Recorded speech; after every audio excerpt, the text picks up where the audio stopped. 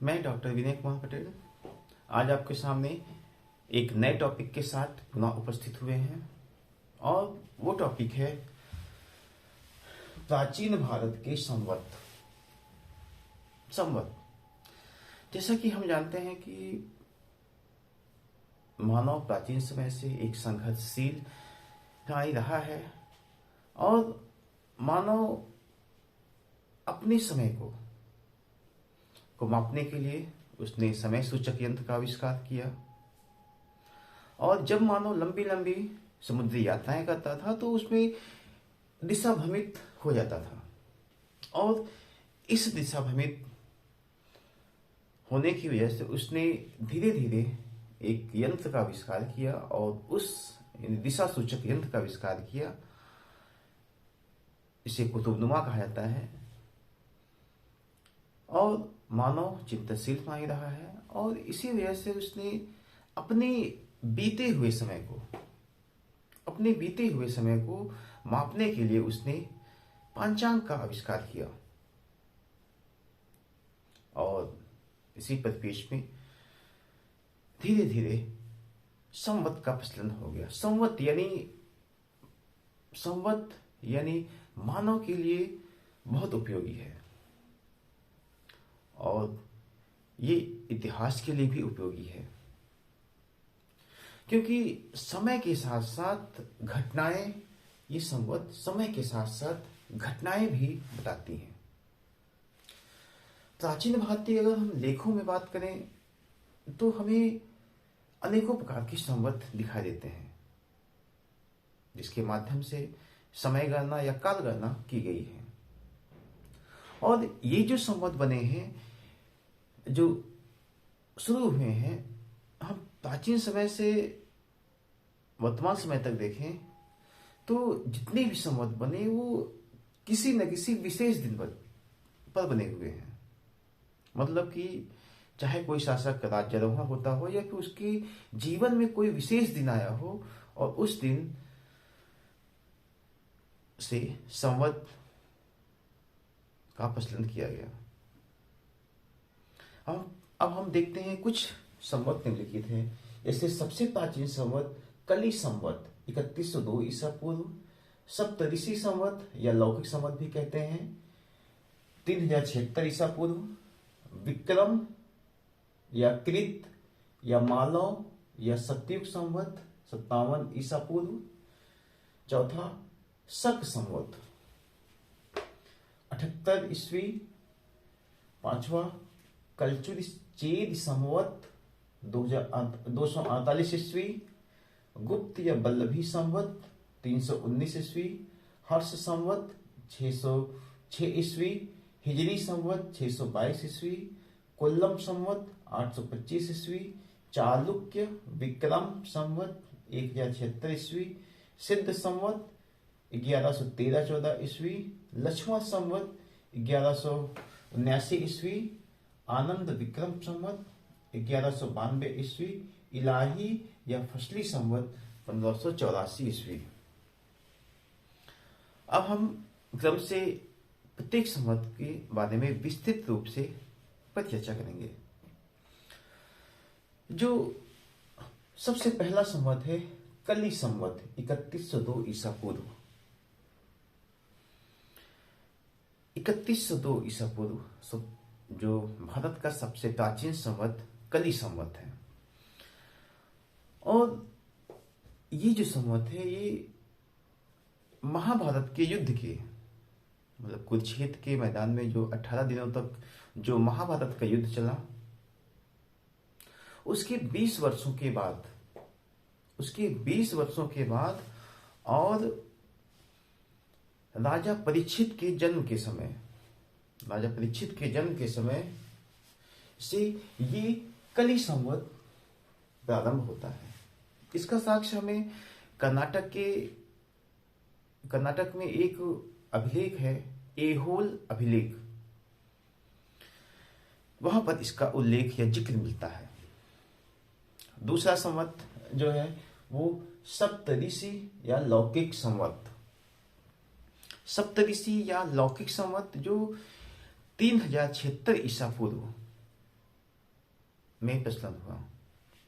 और यह संवत जो है ये जम्मू कश्मीर या कश्मीर में प्रचलन में था, क्योंकि हम जब इतिहासकार या विद्वान कलह की के द्वारा रचित जो पुस्तक है या कृति है राज तरंगिणी का को देखते हैं, तो हमें उस कलह की राज तरंगिणी में हमें कश्मीर में सप्तऋषि या लौकिक संवत का प्रचलन की मतलब लौकिक संवत या सप्तऋषि संवत की प्रचलन का जिक्र मिलता है। इसके बाद जो तीसरा संवत है विक्रम कृत मालव या सत्ययुग संवत 57 ईसा पूर्व।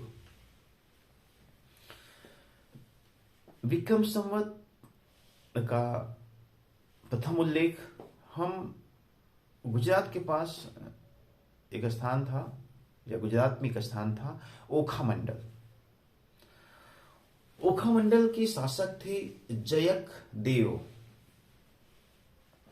जयक देव का एक शिलालेख मिलता है। जयक देव के एक शिलालेख में इसका पहली बार जिक्र मिलता है। विक्रम संवत के विषय में हम थोड़ा से जैन साहित्य पे डिपेंड होते रहते हैं। मतलब जो जैन जो आगम है उस पर हम निर्भर हैं, क्योंकि हम जानते हैं जैन साहित्य के अनुसार महावीर स्वामी का निर्वाण या उनकी मृत्यु, महावीर स्वामी की मृत्यु और विक्रम संवत का प्रचलन बताया जाता है कि महावीर स्वामी की मृत्यु 527 ईसा पूर्व में और विक्रम संवत के बीच करीब 470 मतलब 470 वर्षों का अंतर आता है। इस प्रकार अगर देखें तो विक्रम संवत के प्रारंभ होने की तिथि निकल आती है। हम महावीर स्वामी के परिनिर्वाण की बात करें तो 527 ईसा पूर्व, 527 ईसा पूर्व और 470 वर्षों का अंतर माइनस 470 यहां पे आ जाएगा 57। मतलब महावीर स्वामी के मृत्यु के बाद और विक्रम संवत के बीच जो 470 वर्षों का अंतर है, अगर उसमें 527 में 470 माइनस करते हैं तो हमें 57 प्राप्त होता है। मतलब 57 ईसा पूर्व में विक्रम संवत का प्रचलन हुआ था। लेकिन ये कहा जाता है एक बहुत दुर्भाग्यपूर्ण बात है कि जो विक्रम संवत है इसकी प्रथम प्रचलनकर्ता का मतलब पहले इसके प्रवर्तक कौन थे उसका हमें जिक्र नहीं मिलता है। और इसमें थोड़ा से मतभेद भी काफी होता है, विवाद भी काफी होता है इसमें। मतलब कि कोई भी एक बात नहीं है कि इन्होंने प्रचलन किया था, किसी एक व्यक्ति ने इसका प्रचलन किया था। कोई एक स्पष्ट साक्ष्य नहीं माना जाता है, लेकिन फिर भी सर्वमान्य मत जो सबसे अधिक विद्वानों ने जिसपे अपना मत दिया है उसको हम थोड़ा सा सही मान सकते हैं। जैसे कि जैन आगम या जैन आगम में या जैन साहित्य में हमें एक शासक का जिक्र मिलता है, वो है मालवा के। मालवा के शासक विक्रमादित्य से संबंधित करता है ये जैन साहित्य, और कहता है जैन साहित्य कि मालवा के शासक विक्रमादित्य ने इसका प्रचलन किया था। और करीब 57 ईसा पूर्व में जब विक्रमादित्य ने 57 ईसा पूर्व में शकों, जो शक एक जाति थी, शक को पराजित करने के उपलक्ष्य में उसने इस संवत का या विक्रम संवत का प्रचलन किया। और कहा जाता है कि ये जो विक्रमादित्य था इसका जो शासन था वो सतयुग के समान वो सुख और समृद्धि वाला था, और इसी वजह से इसको सतयुग संवत भी कहते हैं। इस विक्रम संवत को जो 57 ईसा पूर्व में शुरू हुआ था उसे विक्रम संवत तो कहते ही हैं, उसको सतयुग संवत या कृत संवत भी कहते हैं।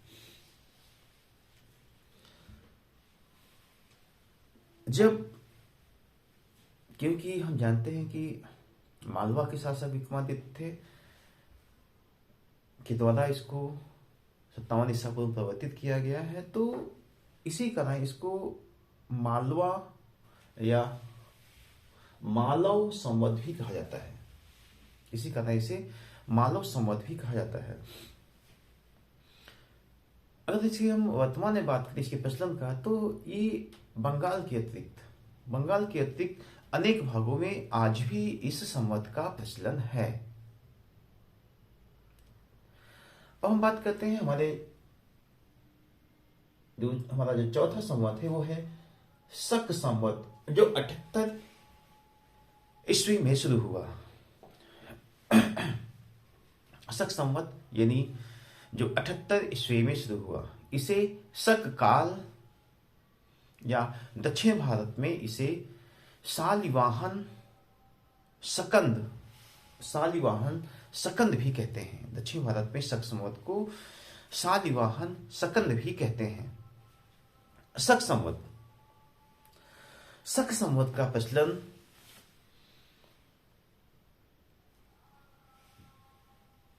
प्रसिद्ध एक जो वंश था, बहुत चर्चित वंश था, वो था कुषाण वंश। कुषाण वंश का एक प्रसिद्ध शासक था, उसका नाम था कनिष्क। कनिष्क के द्वारा जब कनिष्क का जब राज्यारोहण हुआ या फिर जब वो गद्दी पर बैठा, तो तब से ही कनिष्क की राज्यारोहण से ही यानी 78 ईस्वी से ही शक संवत का प्रचलन माना जाता है। और वर्तमान में देखें तो भारत सरकार का ये एक या राष्ट्रीय संवत है, राष्ट्रीय कैलेंडर है, क्योंकि इसको राष्ट्रीय कैलेंडर माना जाता है। और इसी वजह से इसको राष्ट्रीय पांचांग के रूप में 22 मार्च 1957 ईस्वी को शक संवत को भारत सरकार द्वारा अपनाया गया। 22 मार्च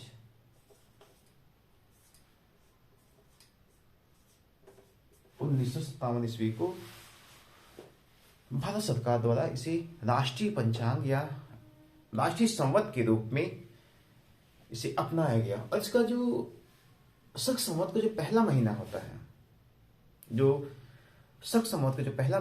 वो होता है चैत्र। इसका पहला महीना होता है। और हम ये जानते हैं कि जो सामान्य वर्षों में ये जो चैत्र का महीना है, ये जो शुरू होता है वो 22 मार्च से शुरू होता है। ये चैत्र का महीना जो शुरू होता है वो होता है 22 मार्च से। लेकिन अगर हम लीप वर्ष की बात करें, जो प्रत्येक 4 वर्षों में आता है, लीप वर्ष या अधिवर्ष की बात करें, तो ये जो चैत्र का महीना जो है, ये जो 22 मार्च से शुरू हो रहा है, वो शुरू हो जाएगा वो 21 मार्च से। और इसका जो अंतिम महीना है, पहला चैत्र महीना हो गया, चैत वैशाख जेठ, सारा ऐसे करके एकदम से 12 महीना जो है, उसमें जो अंतिम महीना होता है वो होता है फागुन का या फाल्गुन।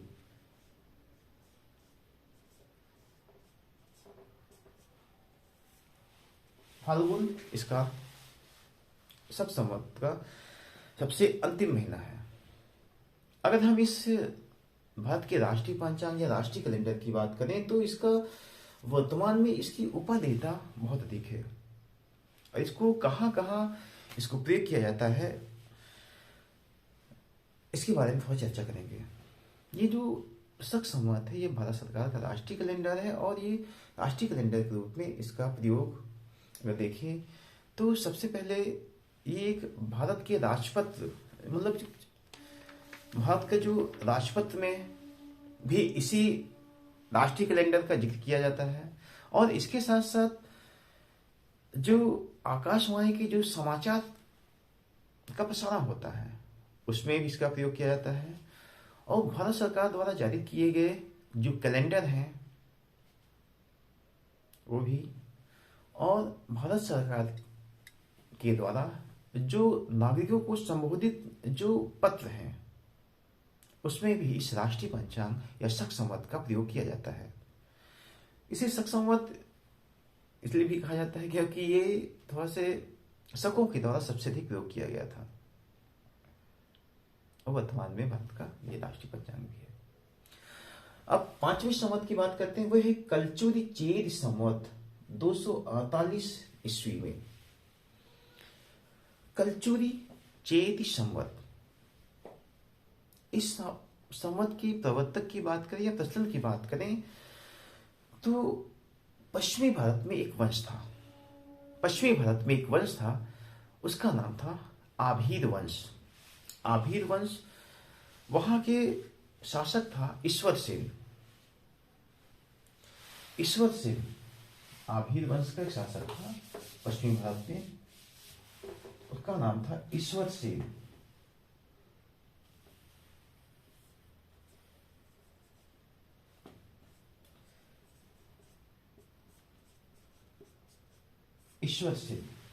ईश्वर सेन ने 248 ईस्वी में कलचुरी चेद संवत का प्रचलन किया।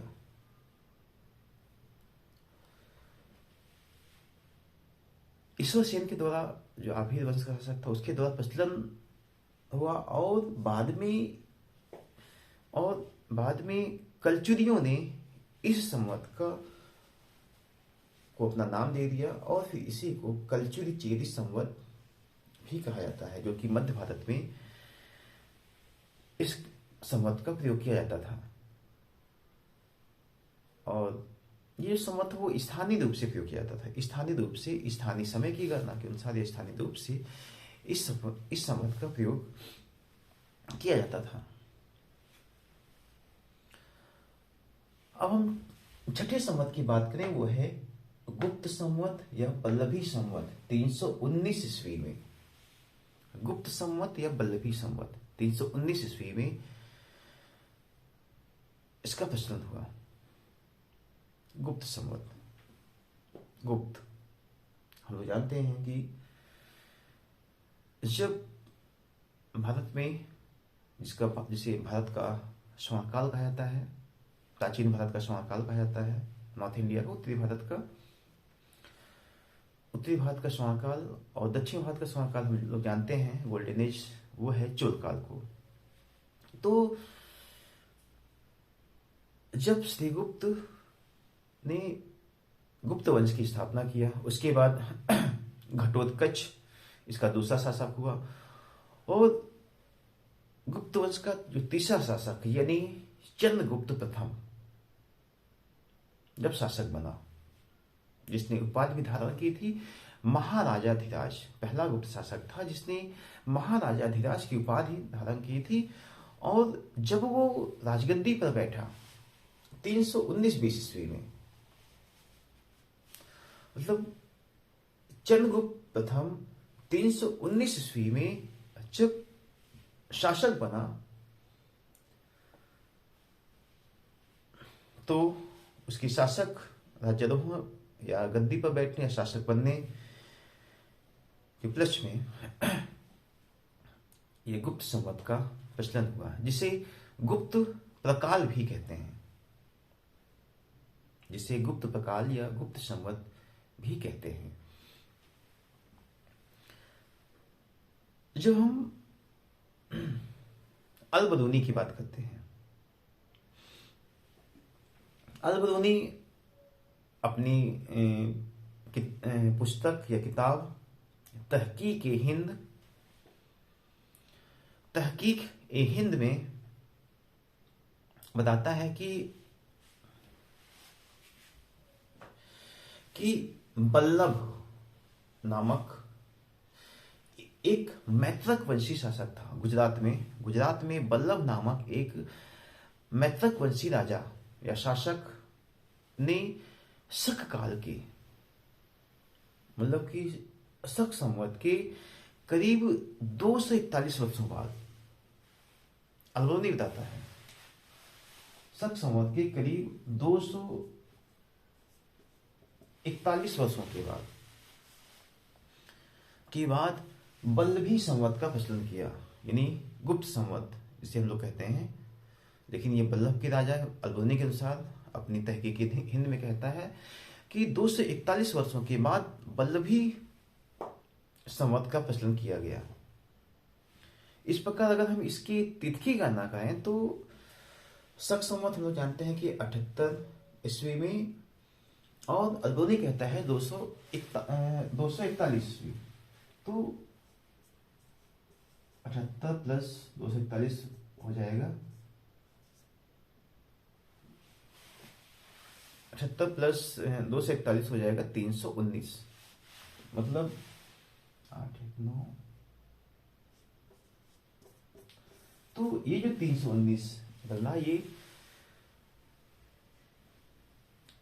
निर्धारित होता है कि जो अल्बोनी बताता है कि गुजरात के मैत्रक वंशी बल्लभ नामक स्थान पर जो मैत्रक वंशी शासक थे, उन्होंने 241 वर्षों के बाद एक संवत का प्रचलन किया जिसे बल्लभी संवत कहते हैं। तो उसकी तिथि को अगर हम गणना करें तो फिर 241 वर्षों प्लस शक संवत 78 इसमें अगर प्लस कर देते हैं तो हमें 319 ईस्वी यानी गुप्त संवत के प्रचलन होने की तिथि का हमें उल्लेख प्राप्त होता है। जब गुप्त वंश का पतन हो गया तो उसके बाद बल्लभी यानी गुजरात के शासकों ने इसी संवत का प्रचलन किया और इसका नाम बदलकर वो लोग बल्लभी संवत कर दिए। का नाम वो लोग, क्योंकि तब गुप्त संवत था, उसके बाद फिर इसको ये लोग बदलकर बल्लभी संवत कर दिए। जैसा कि एक विद्वान थे J.F. फ्लीट,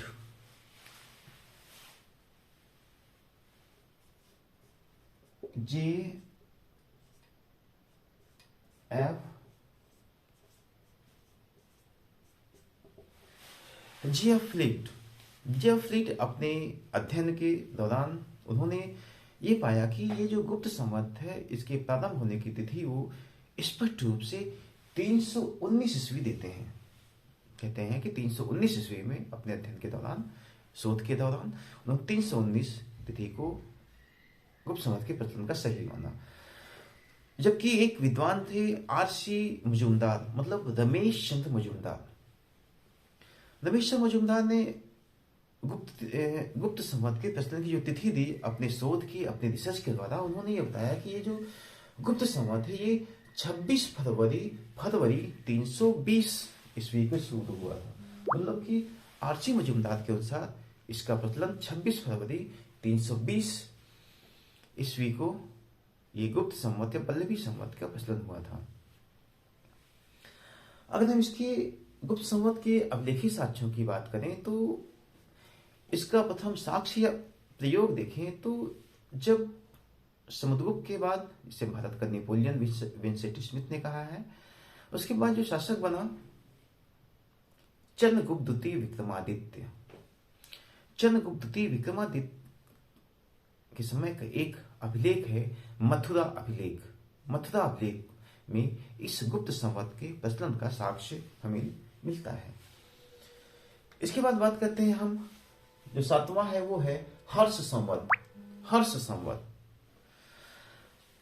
जैसा कि नाम से ही समझते हैं, हम लोग जानते हैं कि या स्पष्ट है कि इसका संबंध मध्य भारत में जो एक वंश हुआ, इसे वर्धन वंश कहते हैं, और इस वर्धन वंश का जो महानतम शासक था वो था हर्षवर्धन, जिसने प्रयाग और कन्नौज में प्रत्येक 6 वर्षों पे वो एक धार्मिक आयोजन भी करता था। तो जब हर्षवर्धन शासक बना करीब 606 ईस्वी में, जब वो राजगद्दी पर बैठा तब से ही ये हर्ष संवत का प्रचलन माना जाता है। उसके राज्यारोहण की तिथि 606 ईस्वी है और तभी से हर्ष संवत के का प्रचलन माना जाता है। इसके बाद बात करते हैं हम 8वां हिजरी संवत। हिजरी संवत का प्रचलन 622 ईस्वी में हुआ था।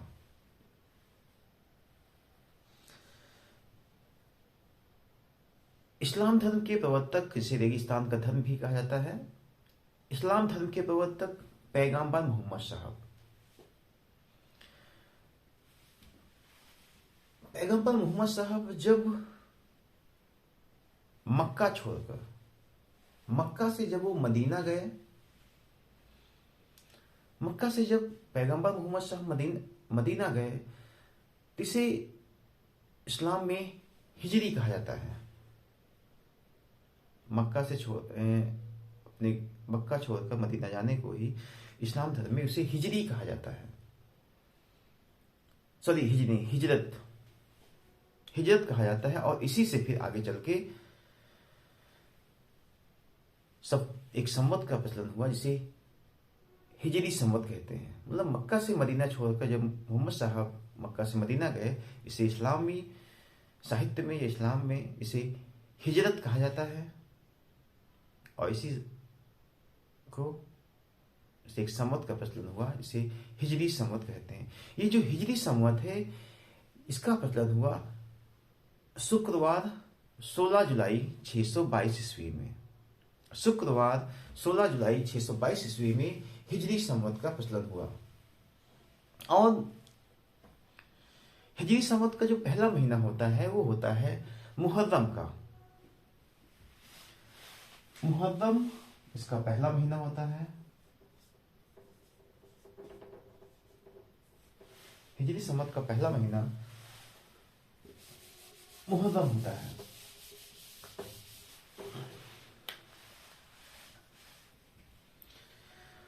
और इस हिजरी संवत के प्रत्येक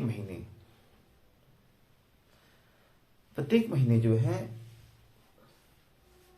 इसके महीने जो है ये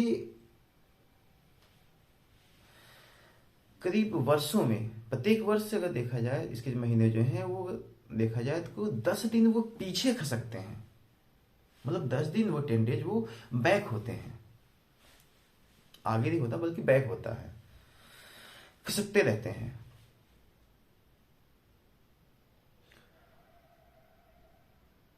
अब हम इसके बाद जो 9वां संवत है वो है कोल्लम संवत। 825 ईस्वी में शुरू हुआ था कोल्लम संवत। 825 ईस्वी में इस संवत का प्रचलन मालाबार तट यानी केरल में मालाबार तट पर आदि गुरु शंकराचार्य, जिन्होंने भारत में चारों दिशाओं में 4 मठों का आविष्कार किया और इन्होंने एक सिद्धांत दिया था, वो अद्वैतवाद का सिद्धांत दिया था।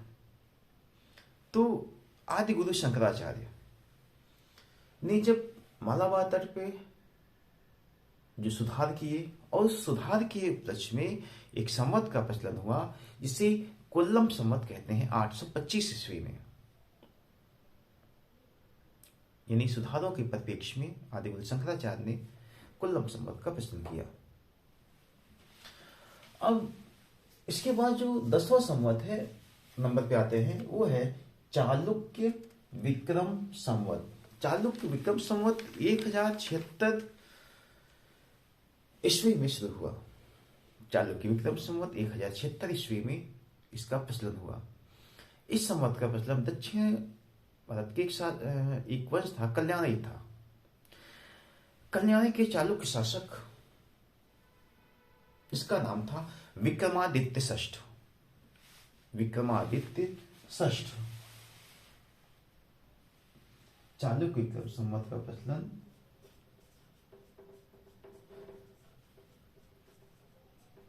विक्रमादित्य षष्ठ। कल्याण के चालुक्य शासक विक्रमादित्य षष्ठ या छठा ने 11 फरवरी 1076 ईस्वी में 11 फरवरी 1076 ईस्वी में वो राजगद्दी पर बैठा। और राजगद्दी पर बैठने की वजह से ही तब से ही इस चालुक्य विक्रम संवत का प्रचलन हो गया माना जाता है। चालुक्य विक्रम संवत का तब से ही प्रचलन माना जाता है, क्योंकि कर्नाटक के जो अभिलेख हैं उसमें हमें इसी संवत का, चालुक्य विक्रम संवत का ही हमें प्रचलन दिखाई देता है। इसके बाद हम बात करते हैं, जो अगला संवत है वो है सिद्ध संवत। सिद्ध संवत 1113-14 ईस्वी में शुरू हुआ था। सिद्ध संवत 1113-14 ईस्वी में शुरू हुआ तो उसमें गुजरात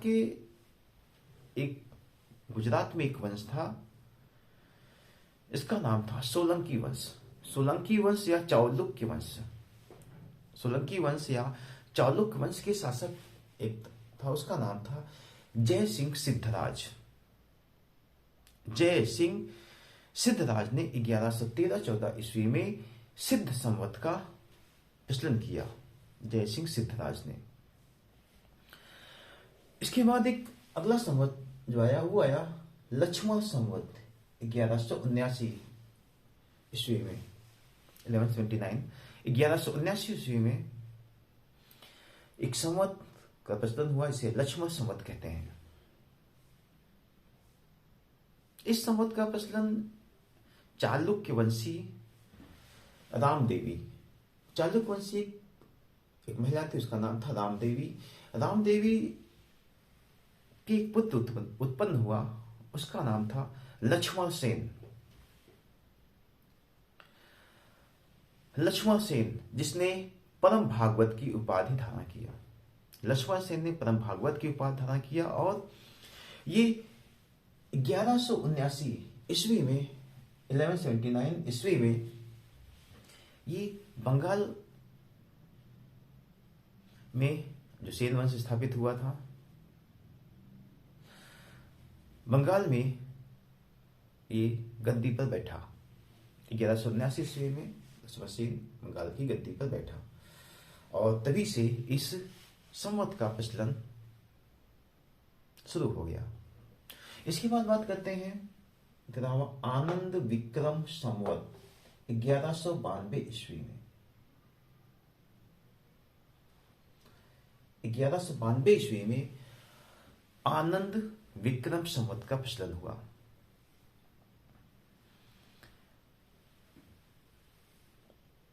आनंद विक्रम संवत का प्रचलन के बारे में या इसके बारे में जो जिक्र करता है वो पृथ्वीराज चौहान, जो चौहान वंशी शासक पृथ्वीराज चौहान, जिसे हम लोग पृथ्वीराज तृतीय कहते हैं, चाहे उनको हम पृथ्वीराज चौहान कहें चाहे पृथ्वीराज तृतीय कहें। पृथ्वीराज चौहान या पृथ्वीराज तृतीय के दरबार का जो दरबारी कवि था चंद्रवरदाई, चंद्रवरदाई ने एक ग्रंथ लिखा, उसका नाम था पृथ्वीराज रासो। चंद्रवरदाई ने एक ग्रंथ लिखा, उसका नाम था पृथ्वीराज रासो।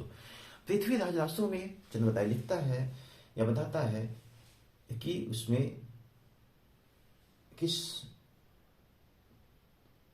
पृथ्वीराज तृतीय ने एक संवत का प्रचलन किया था, उसका नाम था आनंद विक्रम संवत। मतलब इस आनंद विक्रम संवत के बारे में हमें जो 1192 ईस्वी में शुरू हुआ था, इसका जिक्र हमें चंद्रवरदाई के द्वारा जो लिखा गया पृथ्वीराज रासो है उसमें हमें इसका उल्लेख मिलता है या जिक्र मिलता है। इसके बाद अंतिम जो संवत है वो है इलाही संवत या फसली संवत। इलाही संवत या फसली संवत। जब इलाही का नाम आता है या इलाही का नाम हमारे जिहन में आता है तो हमारा जो ध्यान है वो एकदम मध्य युग में चला जाता है। और मध्य युग का जो सबसे महानतम शासक या मध्यकाल का जो सबसे महानतम शासक, विशेषकर मुगल काल का जिसे हम लोग मानते हैं, वो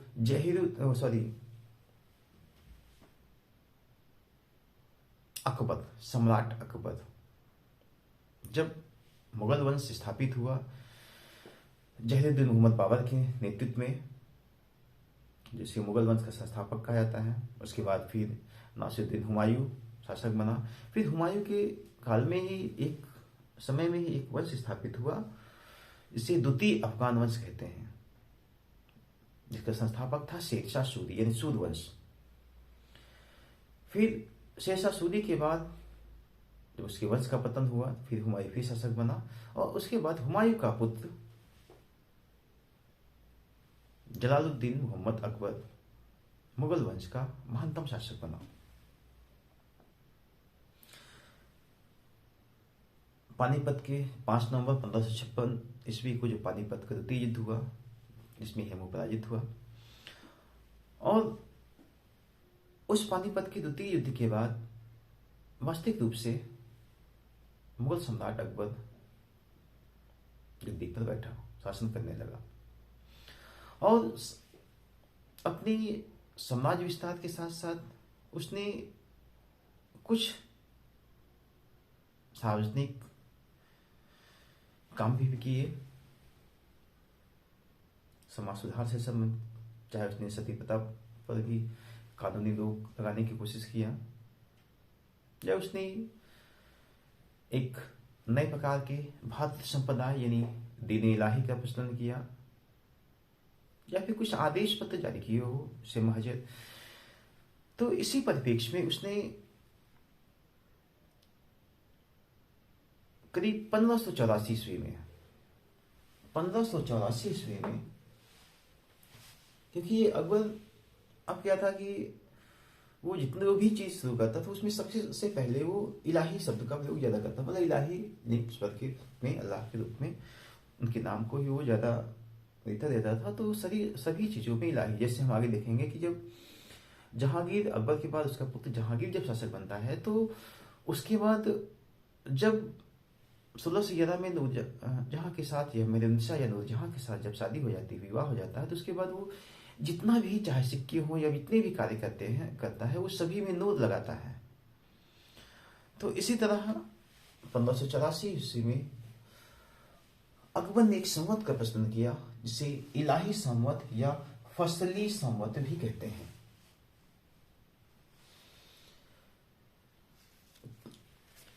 इलाही संवत या फसली संवत कहते हैं। फसली संवत इसलिए कहते हैं क्योंकि इससे इस इलाही संवत से किसानों को मालगुजारी देने या राजस्व देने एवं सरकार को अपने अभिलेखों को अंकित करने में सुविधा होती थी। टैक्स देने किसानों को या फिर सरकार अपने अभिलेखों में इसको अंकित करता था, और इसी वजह से इसको इलाही के साथ साथ फसली संवत भी कहा जाता है। और आगे चल के जब जहांगीर के पुत्र जब शाहजहां, इसके शासनकाल को स्वर्णकाल कहा जाता है, मुगल सम्राट मुगल काल का, जिसने विश्व के 7वें अजूबे ताजमहल का अपनी पत्नी अर्जुमंद बानो बेगम यानी मुमताज महल के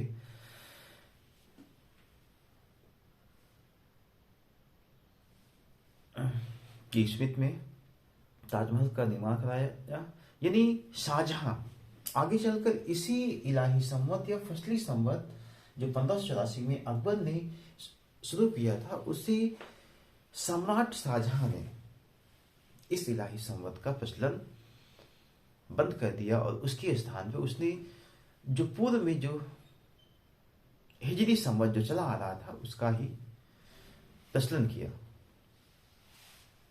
अब हम थोड़ा सा एक चीज ये जान लेते हैं। मैंने यहाँ पे कुछ जिक्र किया था ईसा पूर्व या ईस्वी का, तो हम लोग काफी लोग कंफ्यूज भी रहते हैं इसमें थोड़ा से। अब हम सबसे पहले बात करते हैं, जब देखिए बीसी,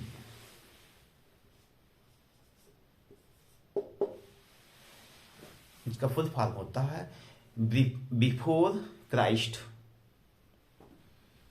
और दूसरा है एडी। बीसी यानी बिफोर क्राइस्ट, एडी यानी एनो डोमिनी।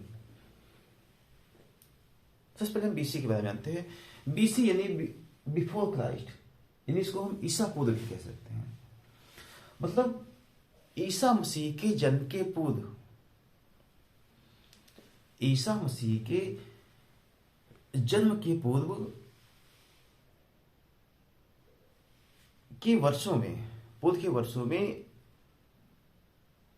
जो लिखा जाता था, जो लिखा गया है इतिहास में, उसे ईसा पूर्व कहा गया है। यानी बिफोर क्राइस्ट, मतलब जब ईसा मसीह का जन्म होने के पहले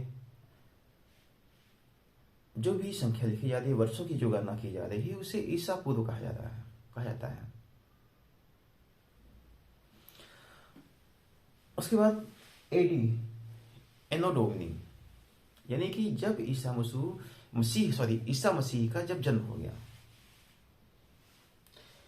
ईसा मसीह के जन्म के बाद वर्षों की जो गणना की जाती है, उसे ईस्वी कहा जाता है। ईस्वी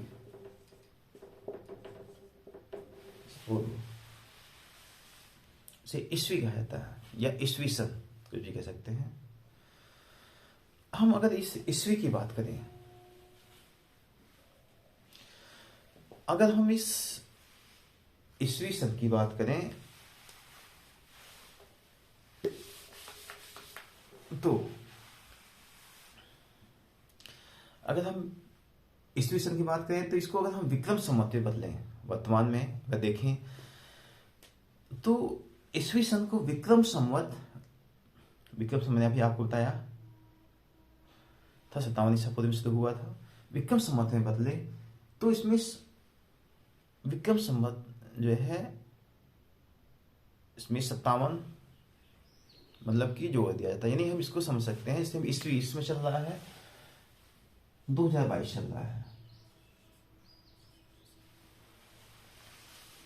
अगर इसको हम विक्रम संवत में, जैसे हम लोग जो पुराने कैलेंडर में देखते हैं उसमें, तो उसमें लिखा रहता है कि 278, 77, 78, 2077, 78, 79 ऐसे भी लिखा रहता है। तो मान लीजिए इसमें 2022 चल रहा है, जो कि लास्ट महीना है, लास्ट वीक चल रहा है, तो इसमें हम विक्रम संवत 57 जोड़ दें,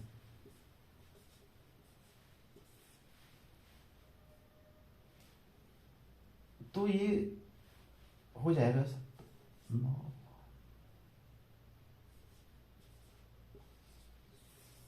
मतलब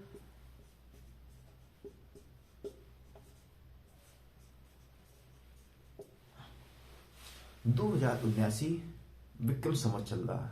जब इसको सन में करना है तो सन क्या 2000 जो ईयर चल रहा है वो 2022 चल रहा है, और संवत 2079। अब इसे कैलेंडर में अगर लिखा हुआ है विक्रम संवत 2079, तो इसमें हम -57 कर देंगे, तो अपने आप हमें मालूम हो जाएगा कि 2022 चल रहा है। जब 2023 आएगा तो यहाँ पे 80 हो जाएगा। ये हो गया ईस्वी सन और संवत की बात। अब एक और आता है जो हमारा राष्ट्रीय पंचांग है, शक संवत। अब ईस्वी सन को शक संवत में बदलने के लिए भी थोड़ा सा मैं बताता हूं। ईस्वी सन को शक संवत में बदलने के लिए हम उसमें जो शक संवत है, ईस्वी सन को शक संवत में बदलने के लिए जो हमारा शक संवत मालूम है, सम्राट कनिष्क ने चलाया था अपने राज्यारोहण के समय 78 ईस्वी में, तो उसमें हम 78 घटा देते हैं। मतलब हम अगर बात करें, इसमें चल रहा है 2022 -78, आप समझ सकते हैं आएगा करीब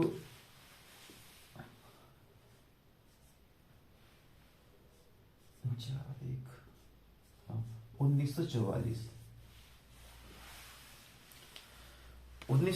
शक संवत बात करें तो ये आ जाएगा, ये 1944 मतलब जो चल रहा है।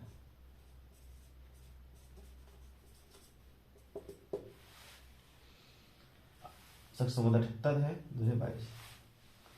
अब कहा जाए कि ये कौन सा 2022 में शक संवत कौन सा है, तो हम समझ सकते इसमें 78 घटा देंगे तो हमें पता चल जाएगा कि शक संवत के अनुसार हमें 1944 चल रहा है इस समय, और विक्रम संवत के अनुसार उसमें 57 प्लस कर देंगे तो हो जाएगा 2079।